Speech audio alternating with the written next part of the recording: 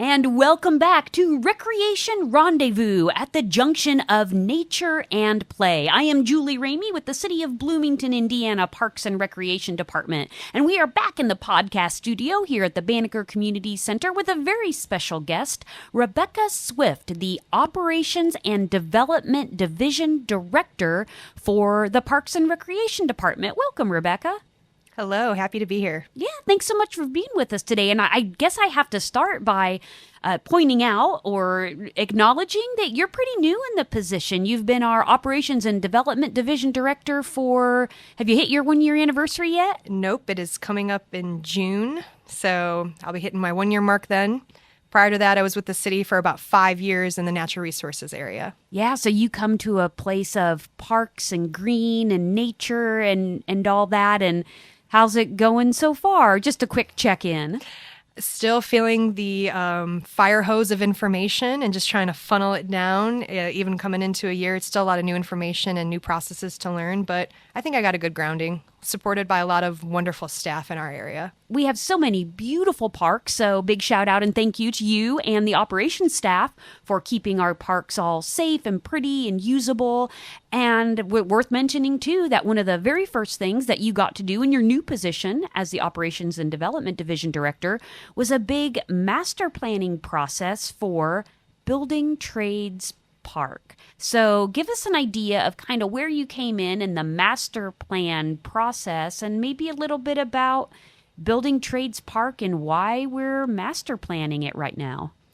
Yeah, so when I officially took on the role, it was after the master plan process kind of already concluded, but I was able to review the report that was put together by our design consultants, Mater Design. So we went through a process of having a lot of open house public meetings to just gather input from the community, especially the nearby neighborhood, Prospect Hill. They're very active and use Building Trades Park regularly for both their annual meetings and just gatherings, but also being their neighborhood park. So just from a individual user standpoint, there was a lot of wonderful engagement and feedback through that process, whether it was passive kind of through surveys or actually showing up and having their opinions documented and heard during our open public house meetings.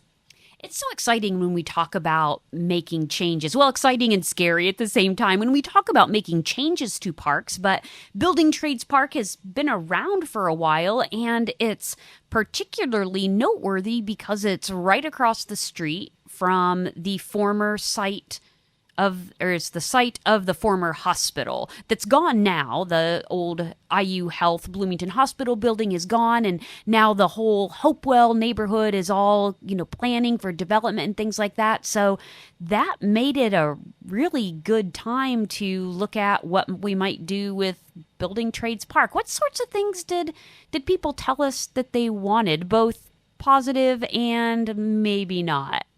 Yeah, we heard a lot of opinions, both positive and negative. A big theme of it had to do with access and improving the existing amenities at the park. As you said, it is one of our older parks. It was put in, it actually used to be an old limestone quarry, so it's got a lot of rich history when it comes to what type of activities were going on site. But there were a lot of old design features, like an old dilapidated boardwalk that was actually not ADA compliant. So it wasn't actually safe for people who were maybe using different mobility aids. So improving access. We also heard a lot from different user groups, like our pickleball players, as always, is a very loud user group, and they had opinions about putting in more pickleball courts. But what's interesting was all of more the niche user groups we heard from, whether it was the skateboarders, whether it was Zumba, bicycle polo. We had a Quidditch group show up, and they're looking for more multi-use features, so something that can be more inclusive and used for all of those different user groups rather than just it's a pickleball court, it's got a net, it can pretty much only be pickleball and tennis. So, wow, that is a lot of desired uses of a fairly small piece of property. Rebecca, how do we manage that? How do we try to make parks usable? And one of the key things you mentioned was access, improving access and accessibility. So tell us where that falls in the hierarchy and how we plan for things like this. Yeah, so it's definitely a balancing act. We try to be a little bit of everything to everyone, but we can't satisfy all those desires. And it's really about figuring out what is a want versus what is a need. And, being the operations director, I feel like I need to lead for the greater good, and I need to be able to support the needs of more people versus the desires and the wants of particular user groups. With that in mind, though, if the community is sharing that they really want pickleball and that's the only opinion we hear, well, that's also something we need to satisfy, and we need to be that role for that community. But ultimately, again, it's about balancing needs versus wants and looking at funding, maintenance, and just what we have out there in order to satisfy as many people as we can, but keeping in mind the reality of maintaining these things, because that is where I get the reality check of reminding people, great, it's wonderful to put in a new sports court, but what about the maintenance of it? Who's going to be taking care of it? So it's also about looking at what resources are available to us. Yeah, we've been talking about that a lot lately with changes in the way that government, city, municipalities, the county, townships are funded. We're having to take a really hard look at not only what we build, because we don't know about building a big facility and then, we have to maintain it. So that's kind of an ongoing money issue for anything that we build. So that was a consideration then in building Trades Park. Absolutely. And we were fortunate to be able to get some American Rescue Plan Act funding, which is the ARPA funding that we received at the city. And all of that ties into improvements to accessibility to facilities and public spaces. And that went right in line with some of the things that came out of the master plan process for building Trades Park. Again, access and improving our existing amenities there. And a lot of the low-hanging fruit at building Trades Park had to do with improvements to accessibility. So securing the ARPA funding was really important in order to actually get this project underway. Well, we were fortunate to be able to use that funding while it was available. So that's super positive. Well, let's talk a little bit about accessibility. So when we say accessibility in kind of this broad umbrella term, a lot of people think about, like wheelchair users, for example. So there's a lot of considerations there. What other types of things do you think of as a kind of a park planner and operations person when it comes to access to parks? Absolutely. And thank you for asking that, because I often get asked, well, we're putting in a very expensive feature that only serves a very niche user group. But I just want to acknowledge that just look around you at all the accessibility features that exist. At one point, a bench was an accessibility feature. Signs are accessibility features. All of this came out of a desire to make things more accessible and an information out there and as low barriers. So while a curb cut or a wheelchair ramp might be the obvious accessibility upgrades, most of these features end up benefiting all user groups in some way. Yeah, when we talk about improvements and we say, a curb cut, that's not a very sexy improvement, but crucial for accessibility. Even if you're not a wheelchair user, if you just aren't able to step up on a curb, or if you're pushing a stroller, right? Even if you have one of those little strollers for your dogs or whatever, you push them up the little curb cut, the little curb ramp. So yeah, that's important. What feature in building Trades Park are you most excited to see come to fruition? The old shelters the large old shelter has been demolished already. You mentioned the boardwalk is gone. So there's a new feature coming, something, like you said, something new that we'll have to build and maintain? Yes, always. Out with the old and with the new. So we are putting in a new north and south multi-use path that will be completely ADA compliant, and will connect users from the parking lot down to the side path along 2nd Street. And we're also going to be putting in a new shelter that will be rentable. It's going to be a kind of an octagon or hexagon type shape. And it's going to accommodate about 3 picnic tables, which is about the same size as the shelter we already removed. And we found it was really important to include the shelter in this phase 1 because of how much it's an anchor for the community and for the neighborhood around it. So having a gathering space is really important in park design. And so we wanted to make sure we included that. But another feature that is probably such a small thing that I'm really excited about is actually the grinding bench for skateboarders and skaters. So it's a user group that often gets neglected or left off of, the stakeholder table, but they are a user group too. And they came to the master planning process and they said, we want more skate features. And so we were actually able to incorporate a bench design that is designed to allow grinding as an activity that is not going to damage the bench itself. So that's a little extra feature we threw in there. It was later on the design plans and discussion, but it's something we felt like it was important to include. It was just a small change. We were already going to put a bench there. So now we added in another recreation opportunity. One of the questions that I had for you was, what don't people realize when we're talking about building or creating in park spaces? And I can envision there being a bit of clash is maybe too strong of a word, but maybe a disagreement in how to use a park. So, for example, if I remember the master plan process, one of the initial plans or ideas was to expand the parking lot.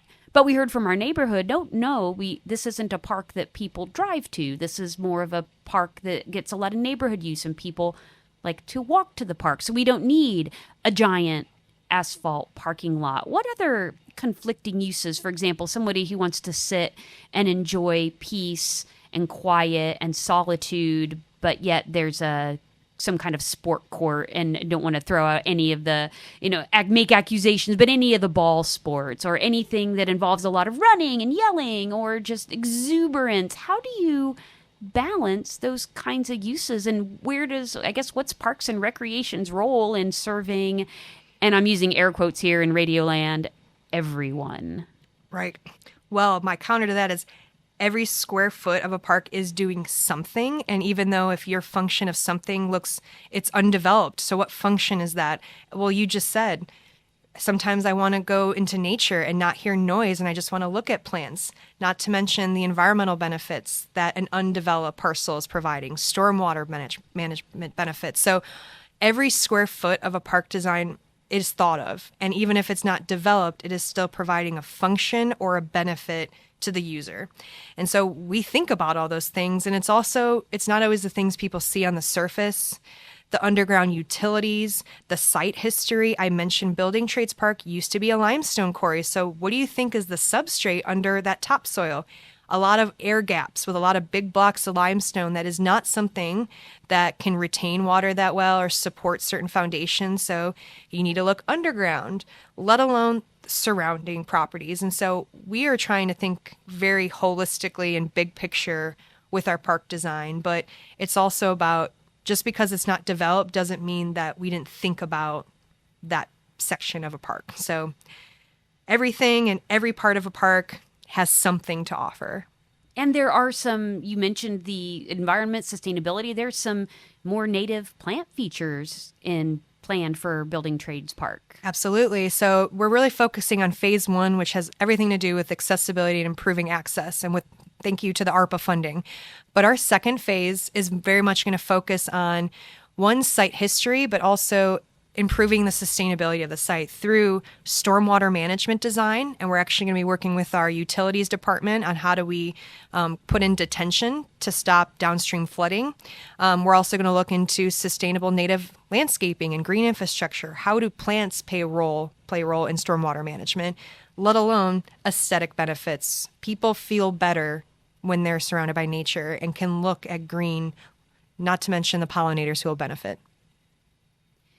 We talk a lot about parks and their role in the overall well-being of a community.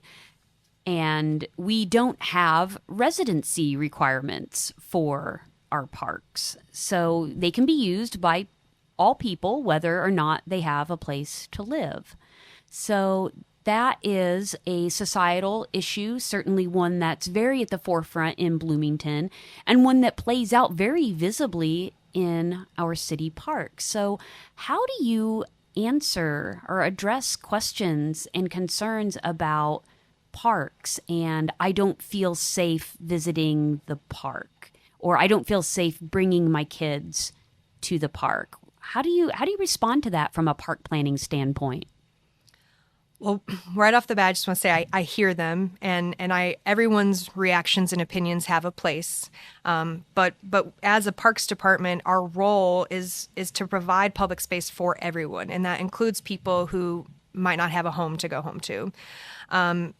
And while we're not social workers, we do partner with social services, and we're very fortunate in Bloomington to have a lot of those services, whether private, whether religious institutions. Parks is a partner, though, and we provide a public space, a place for all to gather, and a place for us to make those connections and to provide services with those individuals. And we do work with housing and social services specifically to connect people to those resources, but it is our role or our responsibility to also ensure that they do remain safe and usable for the broader community. And so that includes putting in policies that say no tents in parks, no overnight camping, because we're trying to make sure that the park is open and accessible to all, and somebody putting in a tent in a shelter is discouraging other people's ability to use it. So there is a balancing act, but it is a very human issue, and it's bigger than just a parks and recreation. So it's about having compassion too, and meeting people where they're at. And right now that is in our parks. And so we need to continue to make the connections between social services and to those individuals that need. And just going back to the individuals who come and say our parks don't feel safe, I just want to say the solution isn't about removing people. It's about adding care, and whether that means also adding in more lighting, increasing staff presence, adding in programming, because we have seen that an increase in use in people discourages illicit activities. So discomfort can be a signal that means parks need more attention. And so I just want to encourage people to continue to voice those concerns and those opinions, because it does shine a light on what people are seeing and what they're experiencing. And our goal, too, being to encourage positive use of parks. If you're just sitting and enjoying the day or playing a game or running around, there's so many ways that people can use parks. And the more positive, appropriate uses we have, the less, negative uses and negative impacts there are on our parks. Absolutely. More eyes, more attention. Well, Rebecca, thank you so much for stopping in today to chat with us about all the changes coming to Building Trades Park, of course, located right across 2nd Street, across from the site of the former IU Health Bloomington Hospital, now known as the Hopewell neighborhood, the Hopewell development, and catty corner to the newly opened Hopewell Commons. So another little park space that's now very close to Building Trades Park and expanding that parks and recreation footprint across our downtown area. So Rebecca, thank you so much for being in the studio with us today. Thank you for the invite. As always, a big shout out to the Banneker Community Center for hosting the podcast studio. Thanks, Rebecca, for being with us today. And please go on your favorite podcast sourcing places and find Recreation Rendezvous. Like us, share us, follow us, and learn all about what's going on with your Parks and Recreation Department. Thank you, as always, too, to Caleb Poor, our digital content specialist, coordinator, podcast wizard, audio guy. Thanks for making the podcast sound awesome. Until next time, we will catch you again here in Bloomington, Indiana on Recreation Rendezvous.